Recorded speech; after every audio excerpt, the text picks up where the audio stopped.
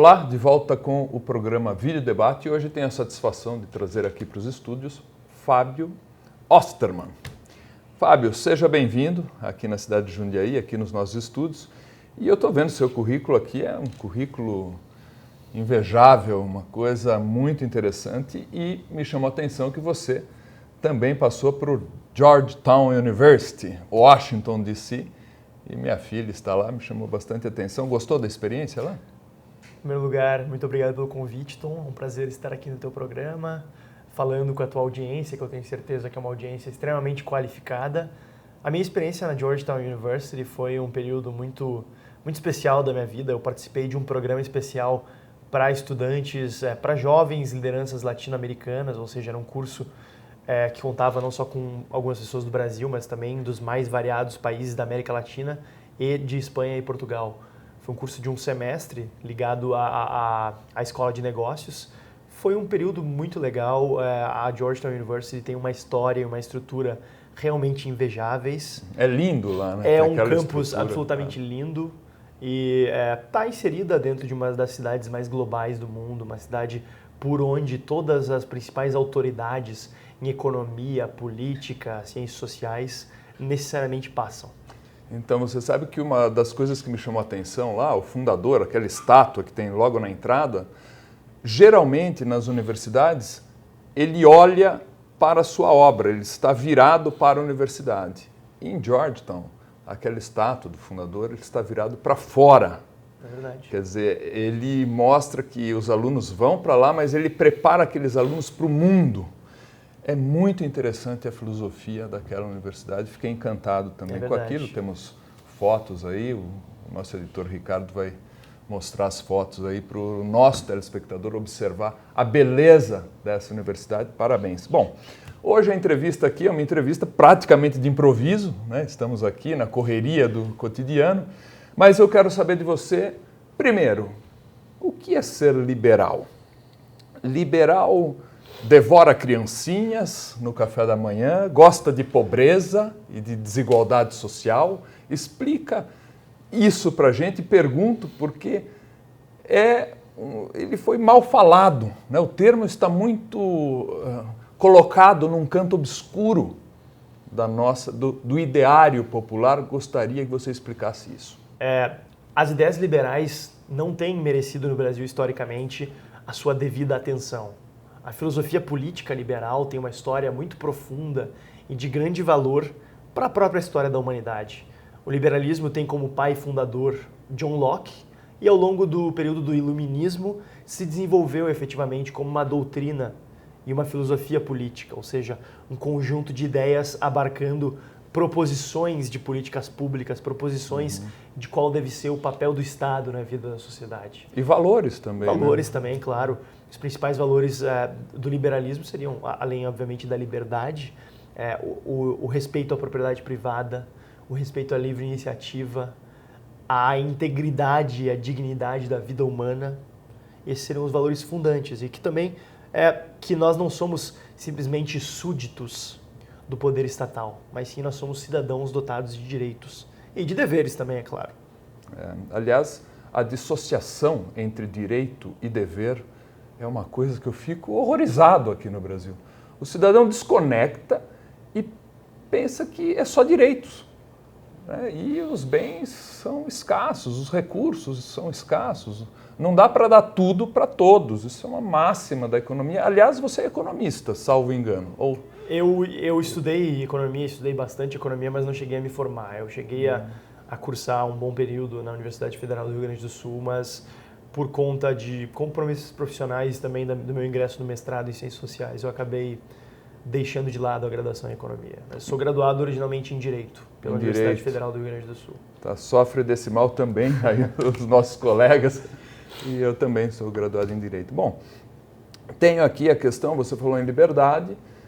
Quando eu falo essa palavra, eu sou quase forçado a perguntar a intervenção. Como é que você vê o intervencionismo estatal? Isso aí é tirania, não é tirania? Vale até um ponto? Dosa pra gente. Muita gente acha que quando se fala em liberalismo, quando se fala em liberdade individual, se está defendendo um ponto de vista necessariamente radical, que se quer, às vezes até as pessoas entendem que a gente quer abolir o Estado. Anarquismo. Exatamente. As pessoas confundem muito as duas coisas. Eu acho que hoje no Brasil a gente tem uma realidade absolutamente distante disso, então a gente precisa tentar lidar e tentar moderar o intervencionismo, que é uma tendência natural do Estado. Ou seja, os agentes políticos estão a todo momento tentando ampliar o seu poder e ampliar o poder político do Estado sobre a sociedade. Então, existe uma dinâmica pró-crescimento da intervenção do Estado na vida das pessoas. Hoje no Brasil a gente tem intervenção estatal nas mais variadas searas das nossas vidas, tanto econômica, quanto civil, quanto política. Existem diversos empecilhos à livre associação civil, à política. Hoje, por exemplo, é muito difícil montar um partido político. Eu bem sei. 500 mil assinaturas. Exato, né? E tudo mais. A gente teve aí recentemente a experiência do Partido Novo, que durou 3 anos aí coletando assinaturas, correndo atrás, mas que agora, nesse ano de 2015, vai obter seu registro, se tudo correr. Esperamos que sim. Esperamos que sim, né? Mas já encontra-se no TSE, então a gente pode esperar que em breve vai estar registrado. Eu tenho até medo de falar, mas no TSE temos Dias Toffoli. O presidente. Mas tudo bem, né? É alguém que a gente sabe que é bastante ligado ao Partido dos Trabalhadores. Né? Bom, mas vamos lá. Né? Mas hoje no Brasil, em especial no campo econômico, a gente encontra um intervencionismo extremamente exacerbado. Até hostil, totalmente eu diria. sem limites, né? Totalmente desprovido de qualquer bom senso. Ou seja, quando a gente critica o intervencionismo, não quer dizer que a gente quer amanhã que todo o poder estatal, que toda a autoridade que o governo tem de estabelecer regras e marcos regulatórios, não quer dizer que a gente quer abolir isso por completo.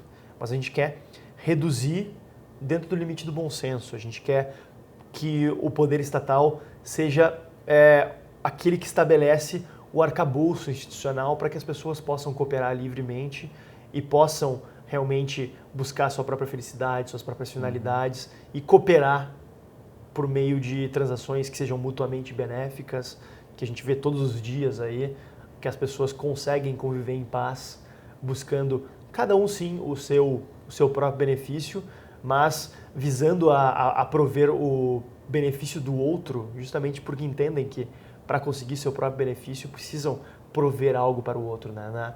Dentro da lição conceito de Smith. Do Adam Smith, exatamente, né? Que fala que não é da bondade do padeiro que eu espero meu pão de manhã, não é da bondade do cervejeiro que eu espero minha cerveja, mas sim do apreço que eles têm pelo seu próprio interesse. Ou seja, eu preciso lhes oferecer algo no qual eles têm interesse. No caso, uma remuneração, para que eles aí sim tenham um incentivo para me dar aquilo que eu quero. E é assim que funciona uma economia de mercado, que como a gente vê pelas experiências ao longo da história humana, é o único conjunto de regras e instituições capaz de possibilitar uma vida em paz, uma vida próspera e um ambiente de justiça.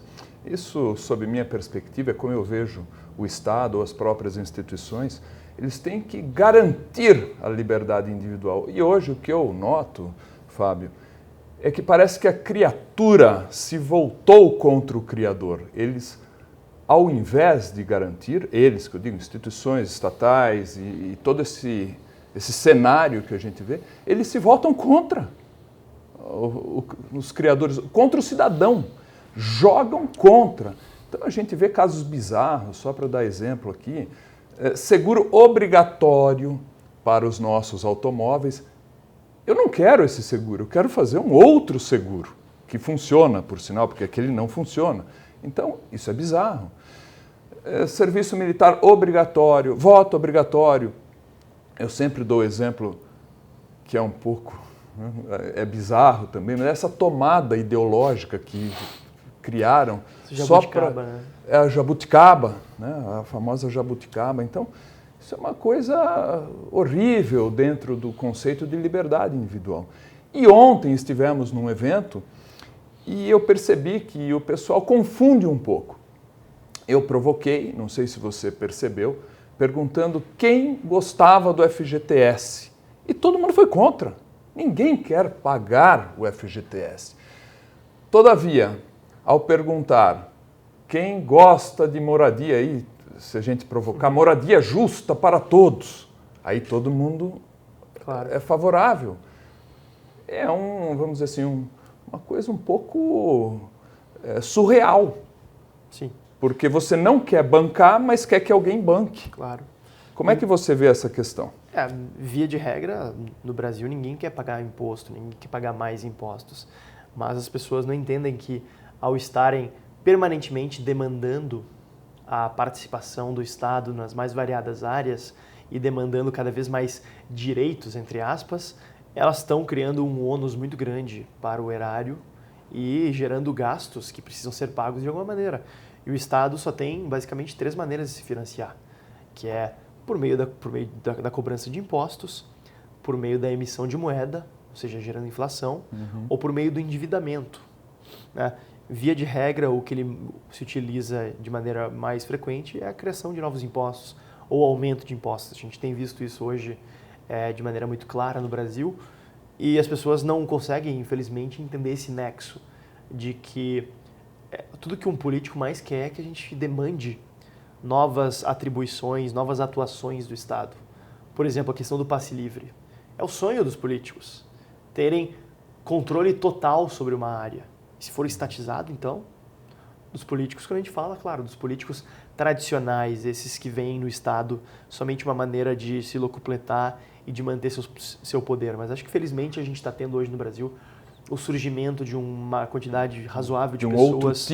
De um outro tipo de pessoas interessadas na política.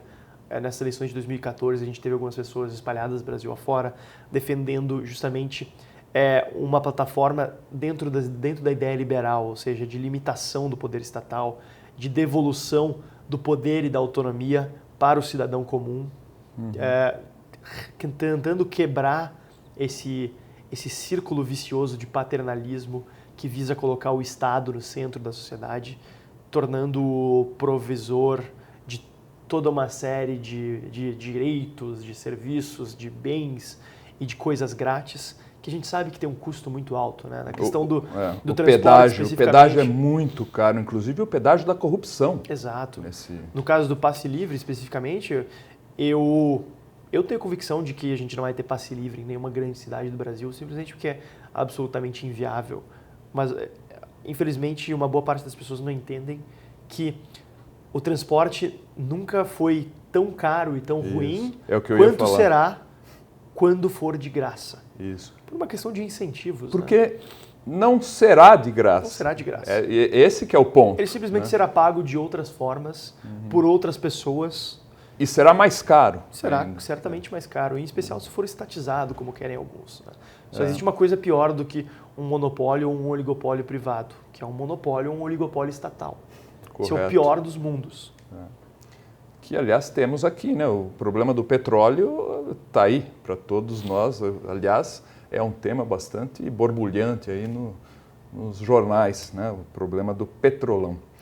Eu tenho aqui, vou falar uma coisa até um pouco hostil, que político intervencionista, para mim, é parasita social. É assim que eu defino.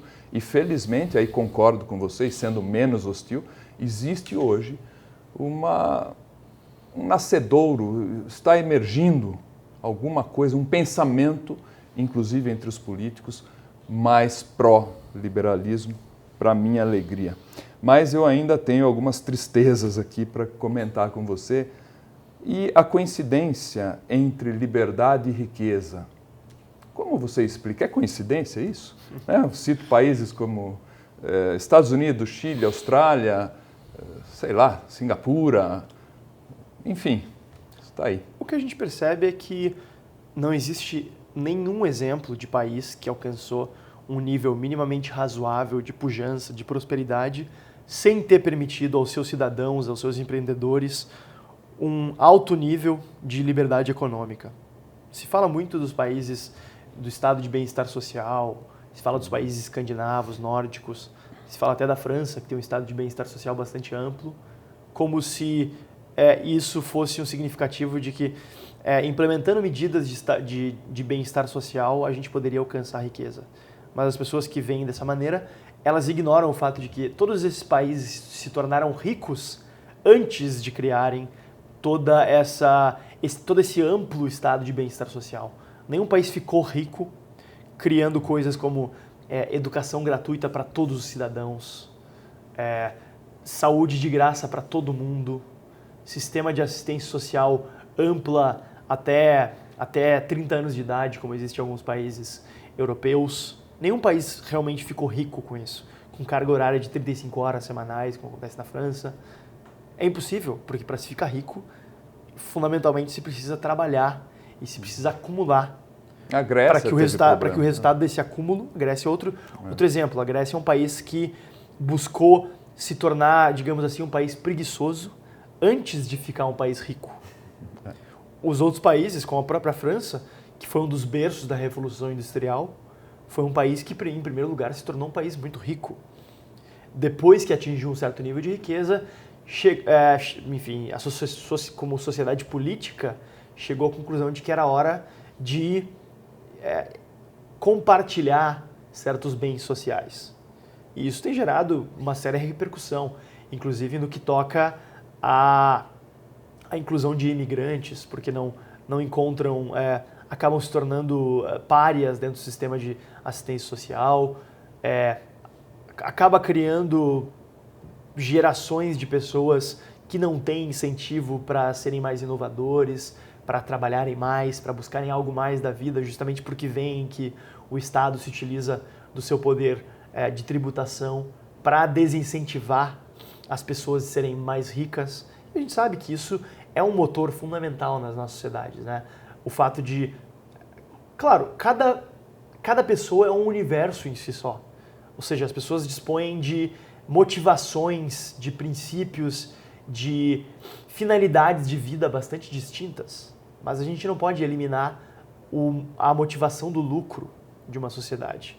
Porque algumas pessoas vão pensar, não, eu quero realmente trabalhar mais, eu quero trabalhar até de madrugada, eu quero trabalhar aos finais de semana, porque eu quero obter também o retorno disso. A partir do momento que a gente elimina a possibilidade de a pessoa ter esse retorno, ela provavelmente não vai ter o incentivo para dar aquele acréscimo a mais de esforço para trabalhar, para se esforçar mais e mais.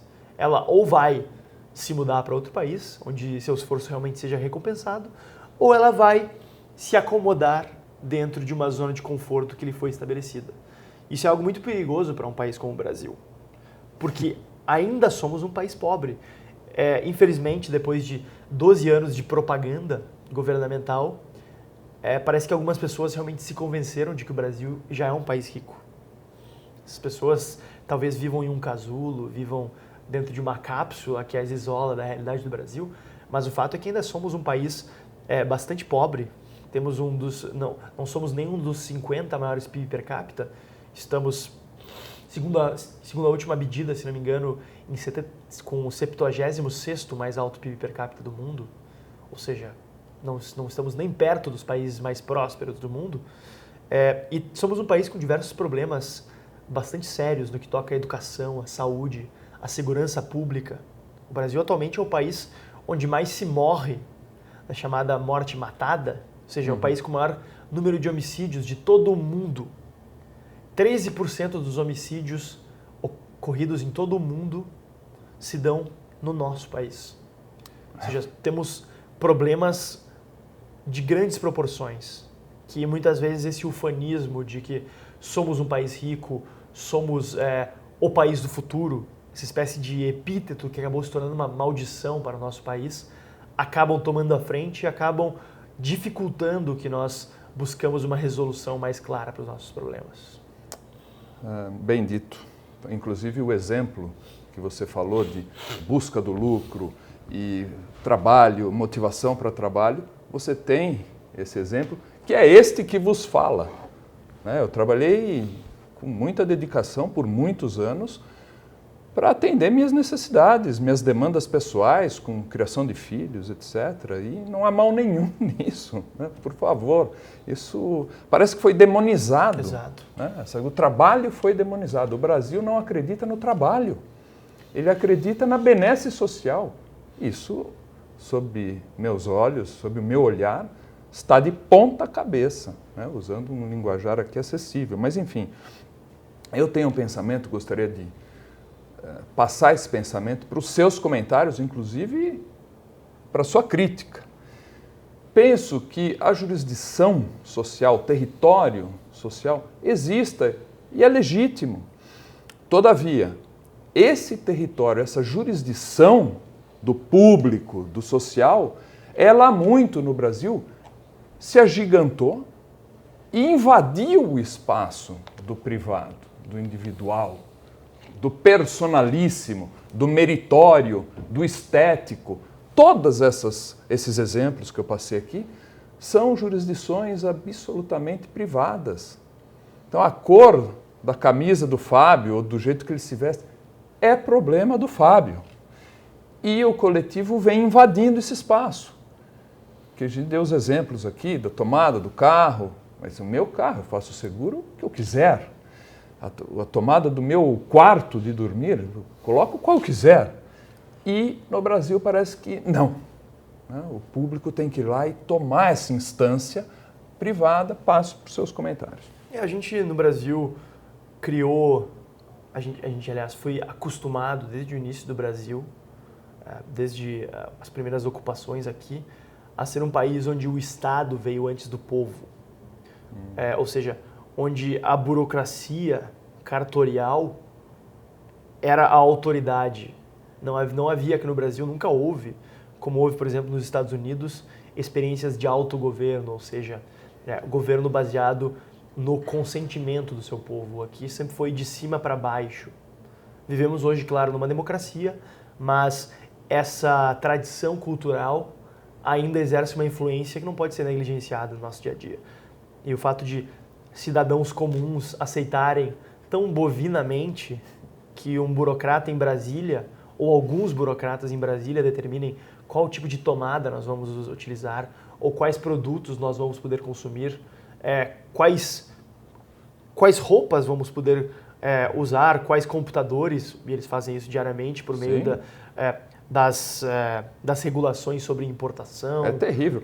Receita Federal. Vamos dar nome aos bois. O computador Apple é quase proibido no Brasil, porque o preço dele, os impostos sobre ele, são algo próximo do surreal, do bizarro, até do ridículo. É um roubo. Vamos falar o português de botequim. Deixa eu te dar um exemplo mais prosaico. Eu, de uns tempos para cá, enfim, até por conta da idade, né? A gente vai ficando um pouco mais velho, a gente tem que começar a cuidar um pouco mais da saúde. Eu comprei alguns suplementos alimentares nos Estados Unidos. Claramente lá, eu tinha à minha disposição uma diversidade maior, uma qualidade maior e, é claro, um preço mais competitivo. Mesmo importando um produto lá dos Estados Unidos a milhares de quilômetros de distância, ainda era mais barato. Comprei para cá e recebi uma notificação dos Correios na minha casa, dizendo que havia sido tributado pela Receita Federal e que eu deveria buscar o produto que eu havia comprado numa agência dos Correios. Daí, chegando lá, tive que pagar impostos de importação, quase o triplo do valor pelo qual eu tinha pago o produto. O que a Receita Federal tem a ver com isso? O que o governo tem a ver com isso? Jurisdição privada. Isso é algo eminentemente privado. É o meu dinheiro que eu estou gastando. A sua saúde. É a minha saúde individual, como pessoa adulta. Se o governo se preocupasse mais em controlar a forma como o dinheiro público é gasto e se preocupasse menos em controlar a forma como o dinheiro privado é gasto, a gente certamente teria um ambiente de muito mais liberdade e prosperidade para todos. Mas essa questão cultural é realmente muito importante, mas eu vejo que existe uma mudança no ar. E até esse evento que participamos ontem, no Vão Livre do MASP, falando abertamente para pessoas que a gente não tem a possibilidade de encontrar todos os dias, falando sobre a questão do transporte, defendendo uma maior livre concorrência, é algo que seria impensável alguns anos atrás. Então eu vejo com muito otimismo esse renascimento, ou talvez até um surgimento de um novo movimento liberal no Brasil, já que as ideias liberais no Brasil têm uma tradição antiga, mas não era uma tradição tão consolidada quanto vem acontecendo ao longo dos últimos 5, 10, 15 anos. Então, hoje eu vejo que nós temos uma quantidade de pessoas que estão produzindo conhecimento, estão produzindo uma massa crítica suficiente para gerar influência na mídia, influência na cultura, na opinião pública em geral e na própria política. E isso eu acho que está sendo um passo importantíssimo para o futuro do nosso Brasil e para que a gente possa ter um pouco mais de liberdade, mais prosperidade e mais justiça na vida de todos. Então, Fábio, no próximo bloco eu vou abordar o problema ético contigo. Até lá.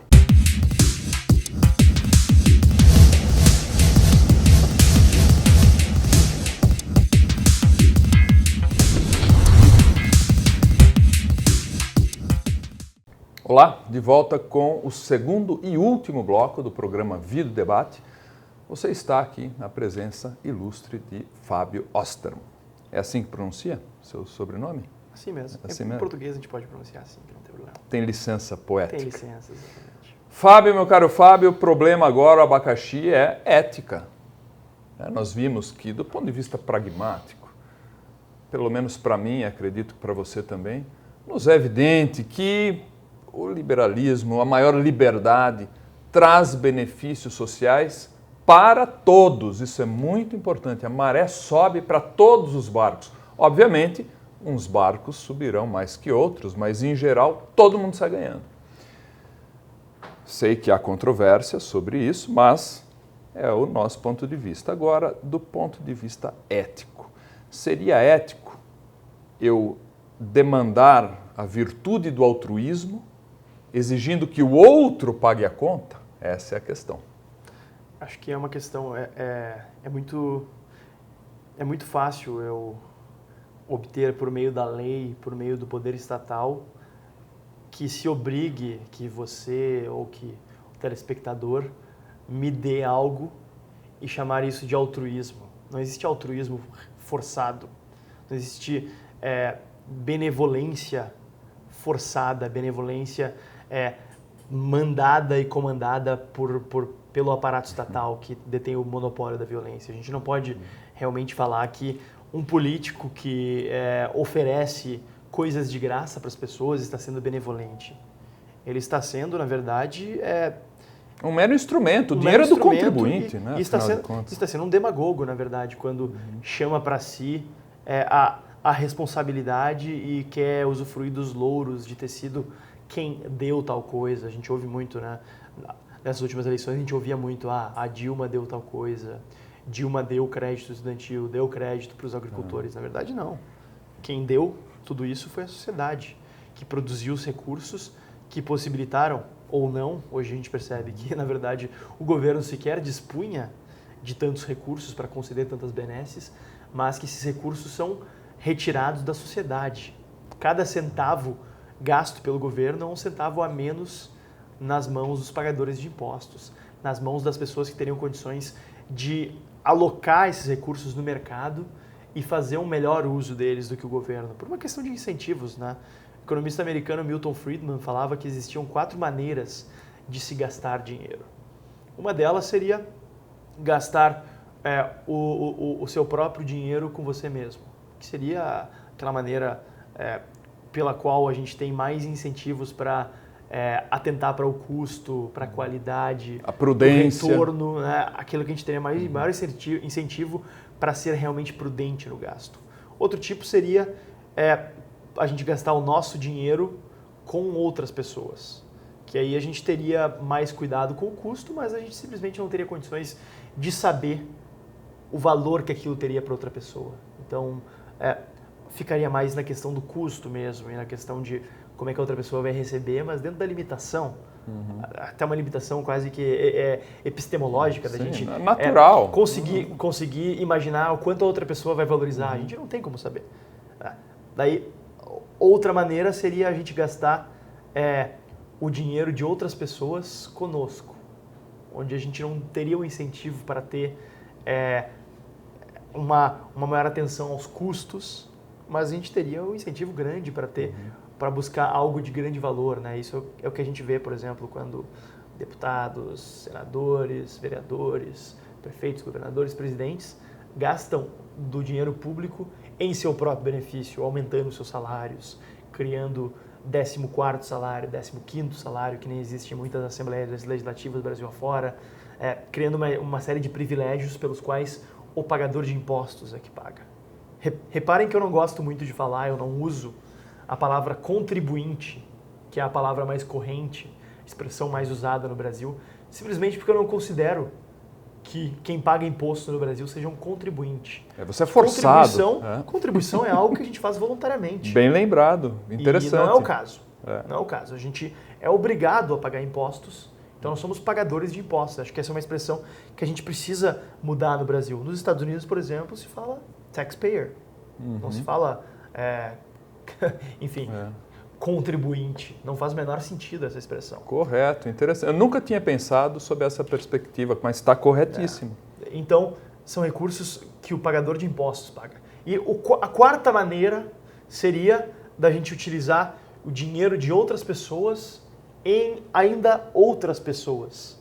Que, enfim, a gente, por um lado, a gente não tem o incentivo em prestar atenção no custo e a gente não tem também como saber qual vai ser a qualidade, qual vai ser o valor daquele serviço, daqueles bens para aquelas pessoas. E esse, eminentemente, é a forma pela qual o governo gasta.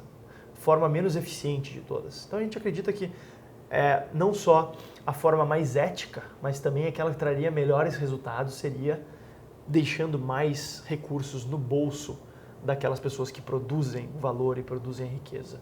E é isso que a gente precisa mudar nesse país. Por justiça meritória, inclusive. Puxa vida. Bom, você tocou aí no Dilma, governo. Como é que você vê essa dupla Levi-Dilma? Né? Uma coisa um tanto surrealista aí. Levi-Dilma, né? Mãos de tesoura e a perdulária do dinheiro público. Né? Combina isso aqui? Como é que você está vendo isso? Diferentemente do ex-ministro da Fazenda, Guido Mantega, Joaquim Levy entende como funciona a economia e como funcionam as finanças públicas. Então, ele dispõe de melhores condições para buscar caminhos para sanar as finanças públicas. Infelizmente, ele está esbarrando nas dificuldades políticas de se enxugar a máquina estatal, de reduzir gastos, e tem tido muita ênfase no aumento e na criação de impostos, né? No revivamento de impostos, como é o caso da CID, que são geralmente duas opções. Né? Quando o governo se depara com déficits, ele tem a opção de ou reduzir seus gastos, reduzir sua despesa, ou aumentar sua receita. Como o governo não é uma empresa que produz produtos e bens e vende aos consumidores, mas ele é um ente que pode retirar da sociedade recursos e assim o faz cobrando impostos. E a opção prioritária desse governo, infelizmente, parece estar sendo aumentar impostos e cobrar impostos, e não reduzir gastos. Né? Temos hoje uma quantidade absurda de ministérios, de secretarias, de repartições públicas, diversas circunstâncias que poderiam claramente, onde o Estado poderia claramente reduzir o seu papel e reduzir a quantidade de recursos que são desviados da sociedade para a política. Mas Joaquim Levy não tem aparentemente tido capacidade, até porque ele é ministro da Fazenda, ele não é ministro-chefe da Casa Civil ou de Relações institucionais governamentais, então ele não é propriamente o articulador do governo. A gente sabe que para reduzir gastos, reduzir despesas, é necessária uma série de arranjos políticos que certamente não estão ao controle do Joaquim Levy. A questão é se ele vai estar disposto a seguir se submetendo a essa visão tão limitada de que a gente pode ir retirando os ovos da galinha dos ovos de ouro e não vai morrer a galinha. E fazendo com que a galinha não morra ou perca a sua capacidade de produzir ovos de ouro. Eu tenho certeza que o ministro Joaquim Levy, até pela sua própria formação e seu próprio histórico, Escola ele de tem Chicago, exato, por favor. PhD Eu questiono, sabe, Fábio, a questão ética. Eu convido até o Levy para estar aqui e me explicar, porque eu não sei como você, Levy, resolve a questão ética dentro de você. Porque eu sei que você sabe que não é aumentando impostos o caminho correto. Né? E se a questão que você colocou, Fábio, dele, mas ele não é o articulador e tal, a saída então é pedir a conta. Exato. Se não, esbarra na questão ética. Exato. Eu estou colocando que eu não sei como você faz, Levi. Vem aqui me explicar. Está convidado, porque dentro de mim a conta não fecha. A conta ética, estou falando. Você é uma pessoa que compreende justamente isso tudo que ele nos leva a crer que compreende, ou seja, que não é o governo que gera riqueza, que enforcar o empreendedor e desincentivar as empresas não é o caminho para a recuperação do país. Eu acho que ele deve estar sendo colocado diante de um dilema ético importante, porque se ele entrou no governo, provavelmente ele acreditou que poderia dar uma contribuição positiva para o governo Sim. e para o futuro do país. Mas se ele entrou lá somente para ser usado como uma ferramenta para que o governo desse um sinal falso para os mercados... Isso, usar a credibilidade dele... Ele deve refletir a respeito disso. Tem que refletir. Eu, obviamente, desejo o melhor para esse governo. Afinal, eu claramente não fui um apoiador desse governo no período eleitoral, mas o fato é que, findo o período eleitoral, nós temos que entender que estamos todos no mesmo barco. Não adianta ficar torcendo contra o timoneiro desse barco. Claro. Eu vou ficar torcendo daqui a pouco para que ele perca o rumo, para que ele bata em um iceberg? Não. Não, ao contrário. Ao contrário. Mas os sinais são claros em sentido oposto. Os sinais são de que ele não tem muita ideia sobre para onde está indo e precisa de ajuda nesse sentido. Esperamos que nesse segundo mandato o presidente Dilma tenha um pouco mais de humildade, algo que parece que é um traço não muito presente na sua personalidade, infelizmente. Mas o escritor, panfletário, revolucionário americano Thomas Paine escreveu no seu livro Common Sense, Bom Senso, que o tempo converte mais do que a razão. Que interessante. Esperamos que a presidente Dilma não leve tanto tempo para se converter ao fato de que os rumos que ela vem levando a economia do Brasil não são os rumos corretos. Isso, aliás, acho que é um grande diferencial negativo da presidente Dilma em relação ao presidente Lula. O presidente Lula parecia não pretender compreender a profundidade dos fenômenos econômicos. Consequentemente, ele delegava essa função para pessoas que notoriamente tinham uma compreensão mais clara, né? E durante seu governo isso foi algo bastante claro, ao menos até o ano de 2008, até a crise mundial. Já a presidente Dilma não. A presidente Dilma é imbuída de um pensamento, até de certo ponto um pensamento mágico, de que ela pode domar os mercados. O presidente Dilma crê que quando se reúne com 20 empresários em São Paulo, ela está dialogando com o mercado. Ela acha realmente que ela pode controlar. Ela não entende que o mercado é você, ela não entende sou que o mercado eu. somos todos nós.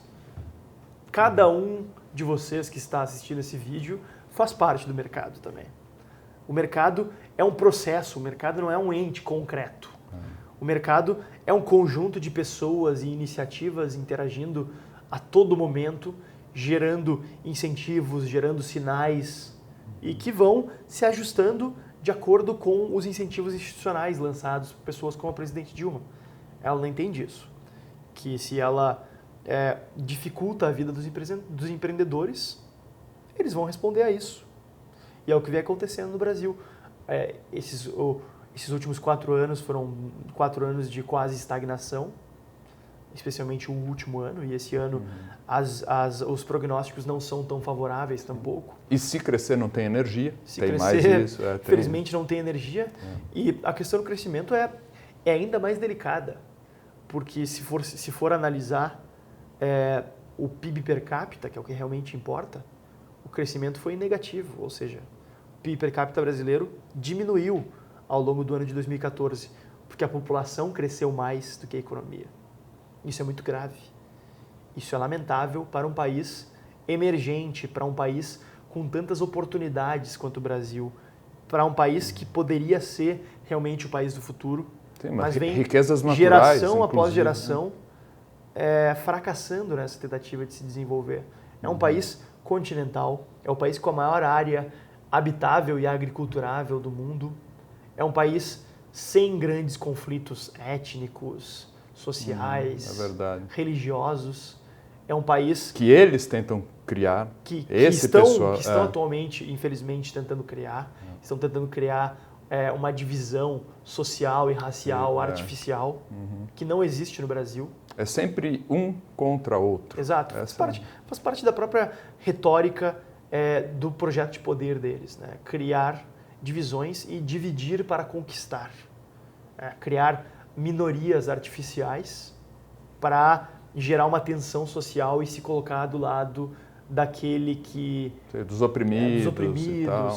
E por aí vai. Né? Quando, no Brasil hoje, na verdade, realmente o oprimido é o cidadão que trabalha, que paga impostos, que paga tudo 2 vezes, né? Porque hoje no Brasil a gente já tem uma carga tributária bastante alta, cerca de 36% do PIB, e ainda por cima a gente precisa pagar tudo 2 vezes.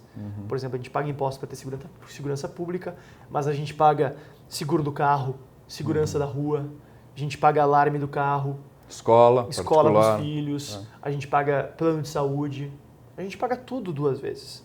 Então acho que seria melhor realmente que a gente não tivesse que pagar tanto, que a gente pudesse contratar mais livremente no mercado todos esses serviços, porque certamente nós teríamos muito mais dinheiro para dispor e para contratar bons serviços se o Estado não tomasse tanto de nós. Isso é especialmente claro para as pessoas mais pobres, que são quem paga mais imposto no Brasil. Porque no Brasil hoje se cobra muito imposto sobre o consumo. E o consumo de bens básicos é uma parte integrante muito mais importante do cidadão de baixa renda do que do cidadão de renda mais alta. O cidadão de renda mais alta tem condições de fazer um planejamento tributário, tem condições de fazer compras no exterior, tem condições de pesquisar preços, tem condições de obter crédito facilitado, enquanto o cidadão de mais baixa renda não dispõe dessas facilidades. Além do que, o cidadão assalariado também está mais sujeito à inflação, porque ele não tem meios para se proteger dela. Correto. Isso foi uma tônica muito presente nos anos 80, né? Você deve lembrar muito bem. Sim. É um período de grande estagnação econômica do Brasil e um período de grande concentração de renda, justamente porque o mais pobre perdia diariamente poder de compra, enquanto que os mais ricos, especialmente os ultra ricos, se beneficiavam, na verdade, do período da inflação. Então, a política mais antipobre que existe é a inflação. E o governo Dilma tem tido uma postura bastante leniente em relação à inflação, tratando o teto da média, ou seja, aquele lugar onde, quando se chega lá, se deve ligar o sinal, o alerta vermelho de que alguma coisa está muito errada. Ela tem tratado o teto da meta como sendo a própria meta. E isso está muito errado. Assim a gente perde por completo o sentido de termos uma meta de inflação. Só uma provocação. Você falou que pagamos 2 vezes aqui no Brasil tudo, e a minha provocação é que pagamos 2 vezes no mínimo. No mínimo, claro. No mínimo. Né? E para encerrar, né, o programa está encerrando, eu tenho a pergunta, Fábio, o que você acha da ordem natural do mercado? Esse é um princípio conservador, é um princípio liberal? Como é que você vê essa situação da ordem natural? Os mercados devem seguir sua própria ordem natural.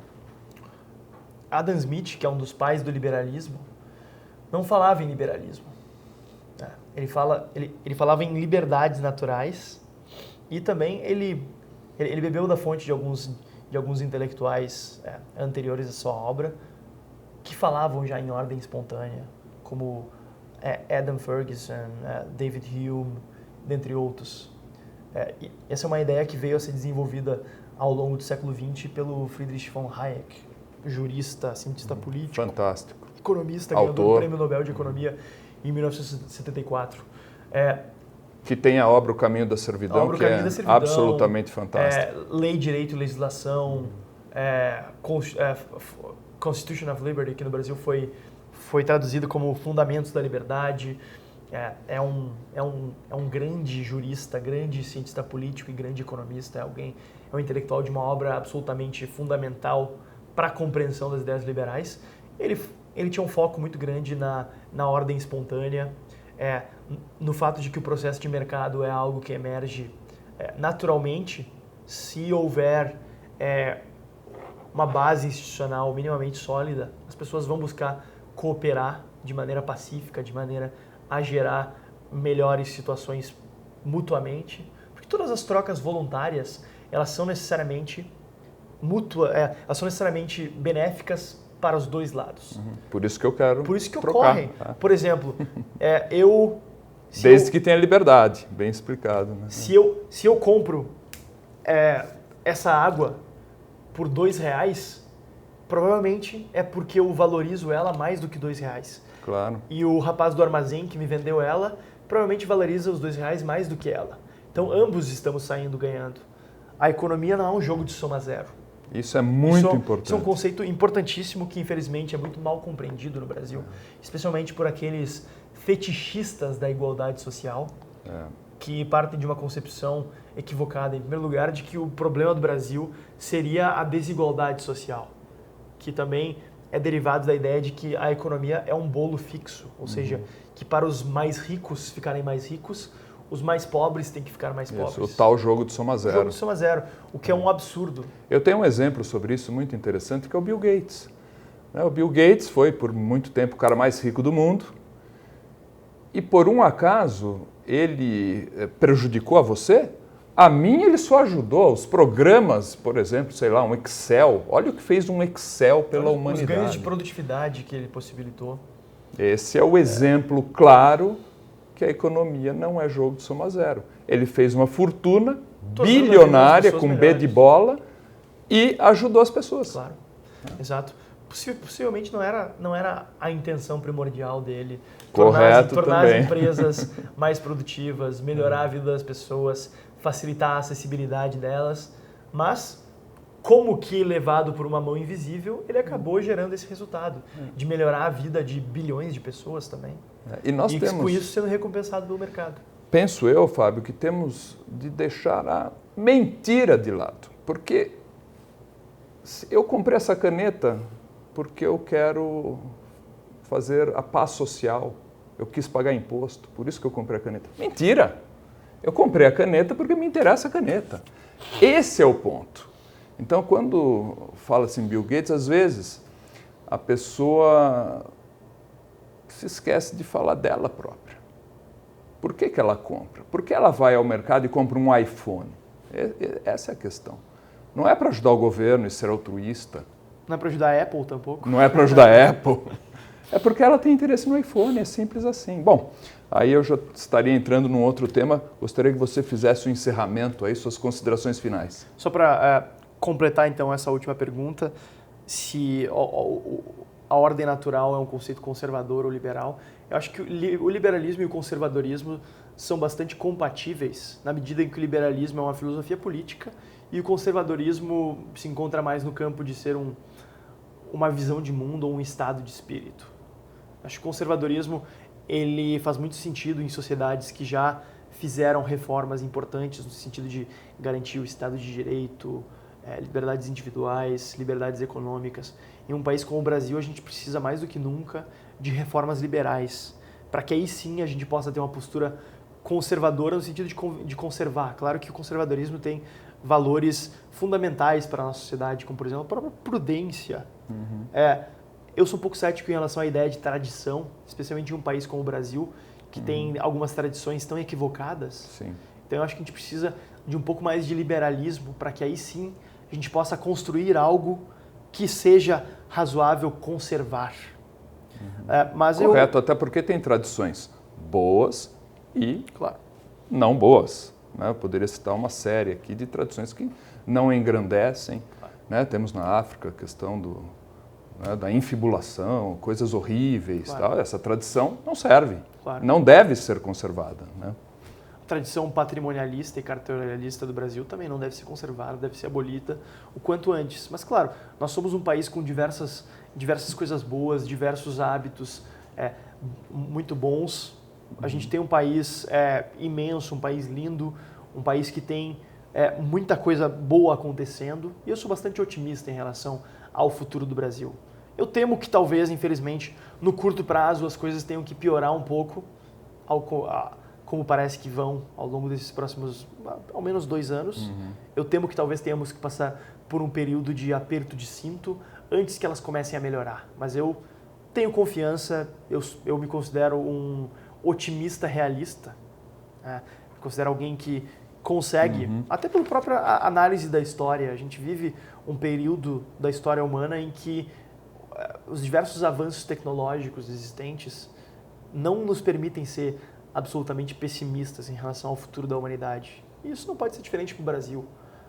Somos um país com tanto potencial e eu fico mais e mais otimista quando eu vejo diversas iniciativas surgindo do Brasil afora, quando eu vejo cada vez mais que pessoas como você estão dispondo do seu tempo, dispondo dos seus recursos para estarem divulgando ideias, estarem debatendo temas importantes para o futuro do Brasil. Obrigado. Então, eu fico realmente muito feliz, agradeço muito o convite e fico à disposição também dos telespectadores aí, quem quiser bater um papo, só me procurar nas redes sociais aí também.